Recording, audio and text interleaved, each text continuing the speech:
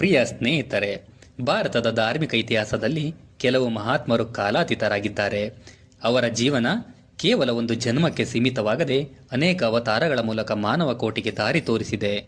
ಅಂತ ಮಹಾನ್ ಯತೀಂದ್ರರಲ್ಲಿ ಶ್ರೀ ಗುರು ರಾಘವೇಂದ್ರ ಸ್ವಾಮಿಗಳು ಅಗ್ರಗಣ್ಯರು. ಭಕ್ತರ ನಂಬಿಕೆಯಂತೆ ರಾಯರು ಒಬ್ಬ ಸಾಮಾನ್ಯ ಸಂತನಲ್ಲ. ಅವರು ಪೂರ್ವಜನ್ಮಗಳ ಮಹಾಭಕ್ತಿಯ ಫಲವಾಗಿ ಈ ಜನ್ಮದಲ್ಲಿ ಗುರು ರಾಯರಾಗಿ ಅವತರಿಸಿದ್ದಾರೆ. ಶ್ರೀ ಗುರು ರಾಘವೇಂದ್ರ ಸ್ವಾಮಿಗಳ ಮೊದಲ ಅವತಾರ ಪ್ರಹ್ಲಾದ ಅವತಾರ. ಅಚಲ ಭಕ್ತಿಯ ಸಂಕೇತ ಈ ಅವತಾರ. ರಾಯರ ಮೊದಲ ಮತ್ತು ಪ್ರಸಿದ್ಧ ಹಿಂದಿನ ಅವತಾರವೆಂದರೆ ಪ್ರಹ್ಲಾದ. ಅರಸು ರಾಜ ಹಿರಣ್ಯಕಶಿಪುವಿನ ಪುತ್ರನಾಗಿ ಜನಿಸಿದ ಪ್ರಹ್ಲಾದನು ಬಾಲ್ಯದಲ್ಲಿಯೇ ವಿಷ್ಣು ಭಕ್ತನಾಗಿದ್ದನು. ತಂದೆ ತನ್ನನ್ನು ದೇವರಂತೆ ಪೂಜಿಸಬೇಕೆಂದು ಬಲವಂತ ಮಾಡಿದರೂ ಪ್ರಹ್ಲಾದನ ಮನಸ್ಸು ಮಾತ್ರ ನಾರಾಯಣನಲ್ಲಿ ಲೀನವಾಗಿತ್ತು.